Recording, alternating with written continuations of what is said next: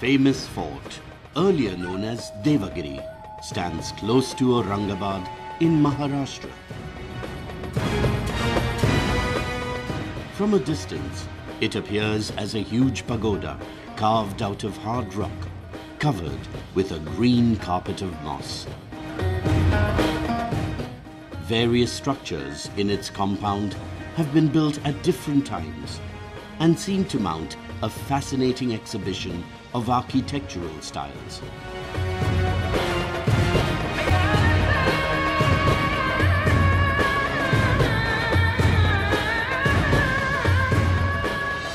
इस किले की ख़ास खूबी यही है कि ये और दूसरे किलों की जैसा ये तामीर नहीं किया गया. It was not built, it was carved, it was carved out of one single rock. और यही वजह है कि इसकी मजबूती जो है इस कदर है कि डिफेंस पॉइंट ऑफ व्यू से लीजिए आप, security safety point of view से ले लीजिए, तो मेरा ऐसा ख्याल है कि कोई दूसरा किला इसकी शायद बराबरी ना करे.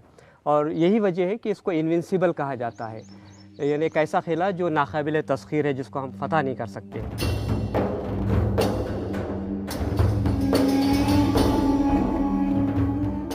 This fort has withstood many assaults in its long life spanning 15 centuries. Battles fought here have more than once changed the course of Indian history. Alauddin Khilji, Muhammad bin Tughluq, Malik Ambar, Shah Jahan and Aurangzeb attacked it one after another. Those who dwelt within suffered but stoically picked up the threads of their ravaged lives every time.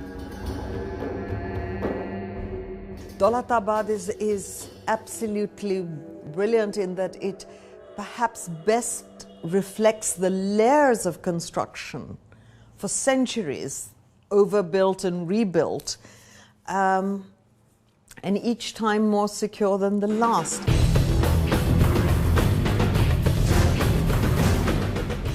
The fort was built in several stages across centuries and has many layers, like the ramparts, commissioned by different rulers who commanded control.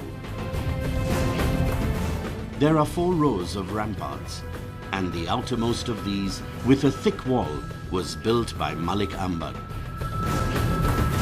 Small narrow gates are located strategically to facilitate entry and exit. The pathways are sharply angled to slow down enemy forces. And old painting depicts the ingenious design of this fort.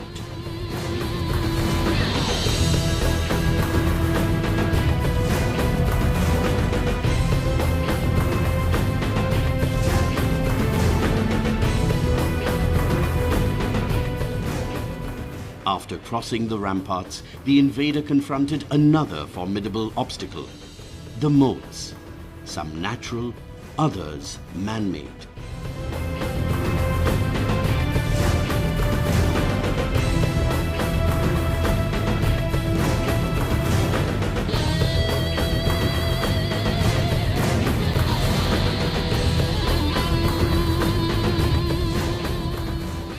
Just imagine this entire fort as only conical, huge, isolated hill. There is no hill around it, although it's a range of mountains here. But this particular piece they have chosen, right from selection of the site, they are so choosy and careful. So it's a fort, so criteria about it has to work as a perfect apparatus of the safety and the military.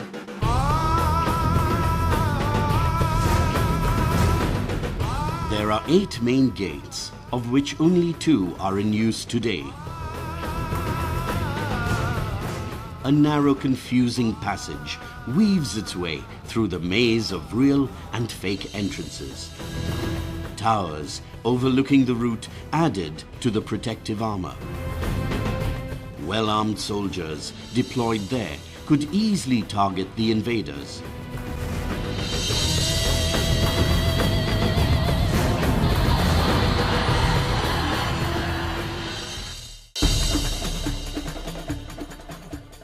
A wooden drawbridge led to the most terrifying, life-threatening obstacle.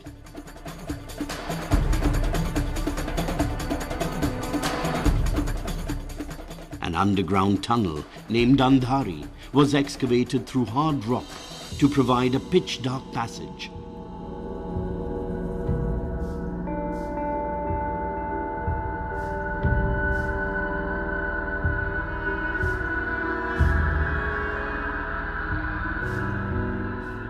Sentinels stood at heights with cauldrons of boiling oil ready to pour on the invaders.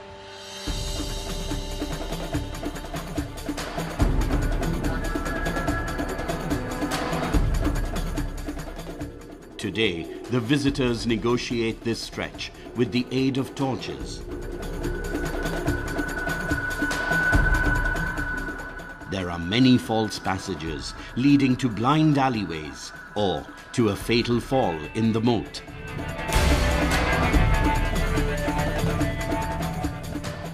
The tunnel could be filled with toxic smoke to harass those confined in its entrails.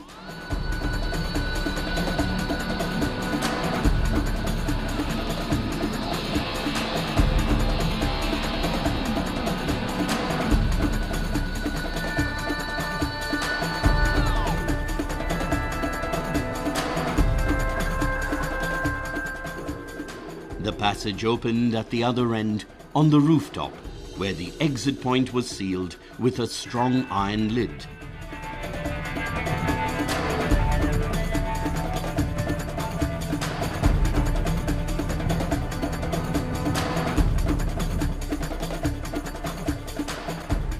Stairs on the side leading up were built much later for the convenience of visitors.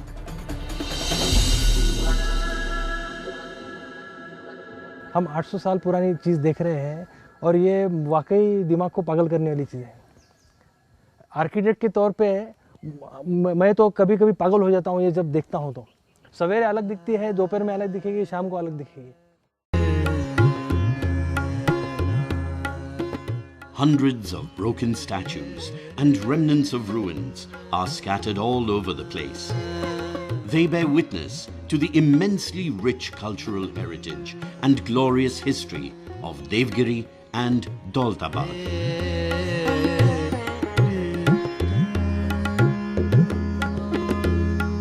Devagiri Fort is one of the very few forts in India which not just tells us about the war strategies and the battles fought and won in this region, but also speaks of the cultural tradition during the Yadava dynasty. It was the golden period for art and culture in this region. Many great literary works, a very famous treatise called Sangeet Ratnakar, which is like a Bible for the musicians and musicologists, and a famous musician Gopal Nayak was able to contribute in a great way by composing many new ragas. One of the ragas which is named after the fort is Rag Devagiri Bilaval.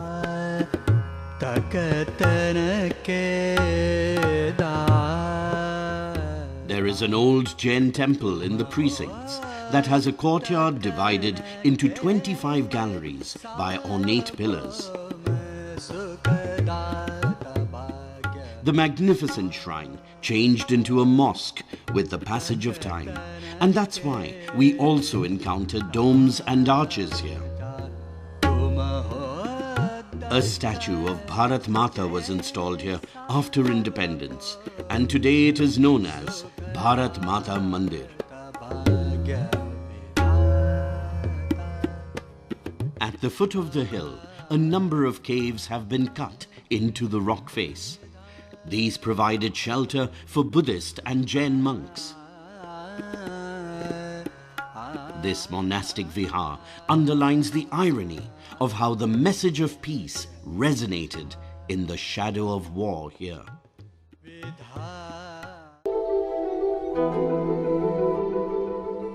The fort stands today as a memorial to Muhammad Shah Tughlaq, who was an eccentric tyrant for many in his lifetime. You see that there are in history mad dreamers, and one of them was Tughlaq. He wanted to change the world as he got it. And in that he wanted to bring new reforms, do new things, and he was thought to be a madcap. Here is a man who's not understood in his time because he had a dream and they were not satisfied. These are the kind of people who are not satisfied with reality as given. They wanted to change that reality to the extent they could. Sometimes they succeeded, sometimes they did not.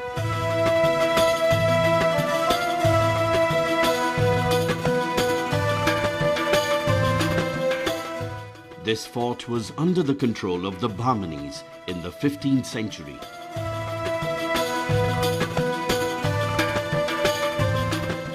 It was a Bahmani Sultan who got the 65-meter tall Chand Minar constructed to celebrate the conquest of Gujarat.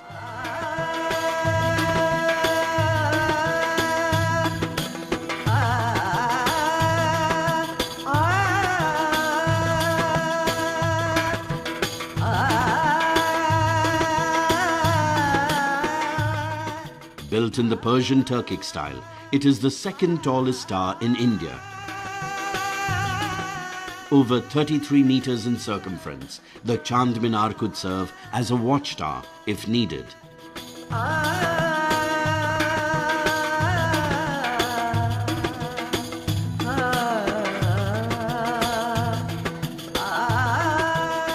Different time slots in the history, same structure, same geographic locations, and you see the amalgamation of different styles and its impacts.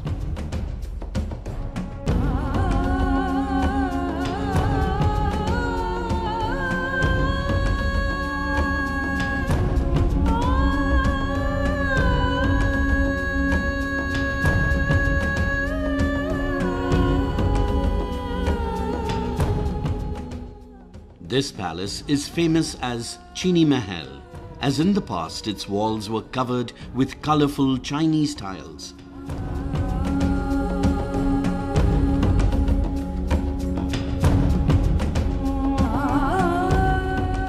Tanna Shah, the last ruler of Golconda, was kept here as a prisoner by Mughal Emperor Aurangzeb.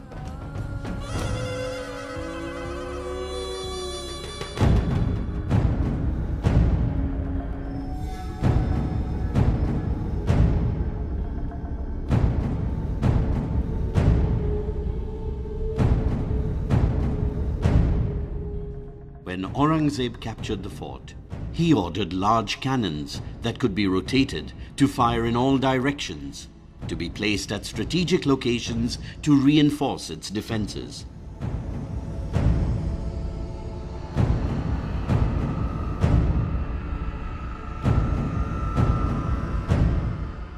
Daulatabad was considered the gateway to the Deccan, and all the sultans of Delhi and Mughal emperors desired to occupy it.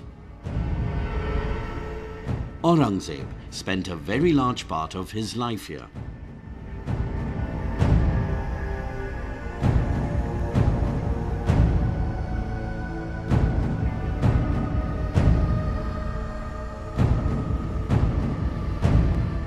A major attraction for the visitors is a large cannon named Kilae-Shikan, the wrecker of forts, with verses of the Holy Quran and the name of Aurangzeb inscribed on it.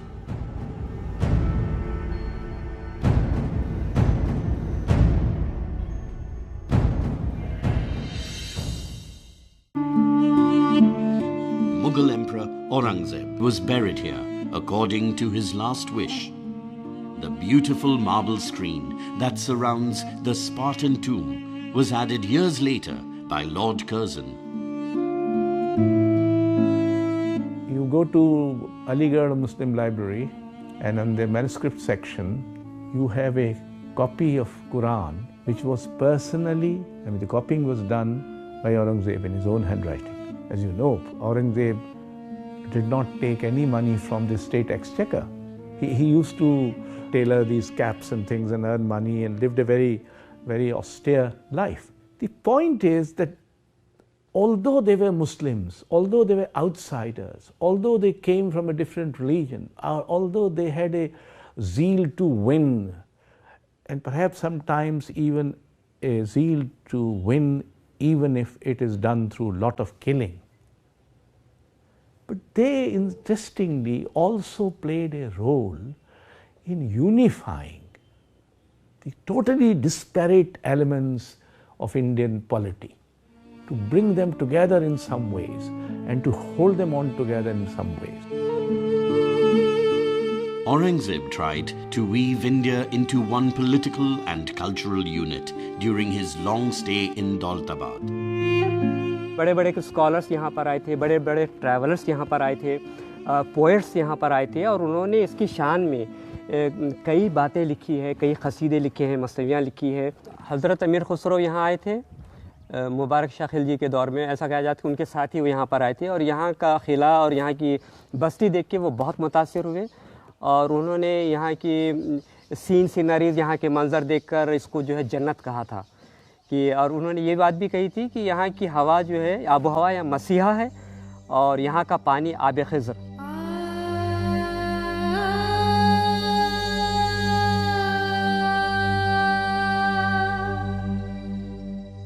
The salubrious climate and prosperity tempted invaders. According to historians, Alauddin Khilji plundered from this place a booty of 600 mons of gold, 700 mons of pearls, 2 mons of diamonds, and precious gems. This wealth allowed him to tilt the scales in his favor and capture the throne of Delhi.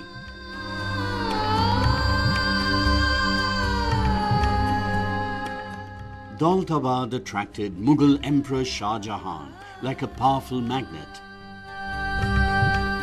The Baradari at the top of the fort was built by him. Open pavilions decorated with arches and pillars like this were a characteristic feature of Mughal architecture.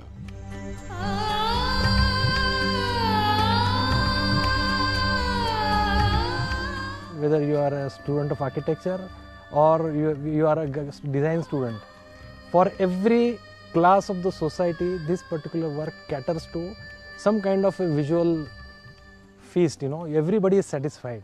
It's like a cross section of those 800 years. You see different styles, so beautiful. It's like a jungle.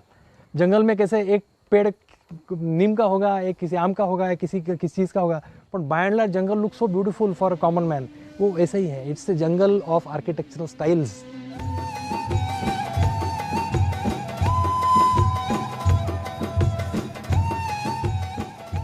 When this fort was under the occupation of Nizam Shahi Sultans of Ahmednagar, they commissioned the Rangeen Mahal. Delicate arches and remnants of ornate windows tell the tale of past glory of the ruins that remain of a once beautiful structure.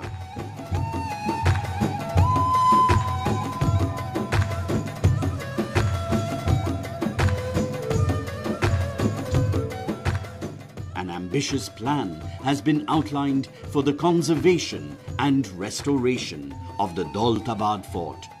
Skilled craftsmen have been invited from far-flung places to team up for this task.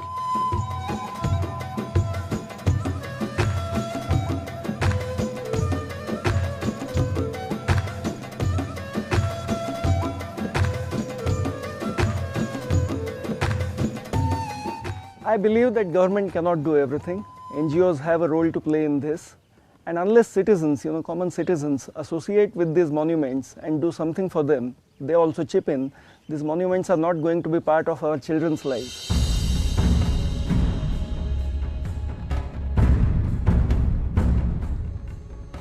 Work is underway to give a new lease of life to decaying structures.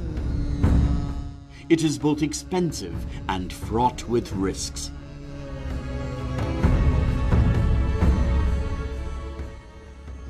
Memories associated with this fort are not restricted to battles, victories, and defeats. They also recall tales of prosperity and dividends of peace, of a time when melody wafted in air and majestic monuments were raised.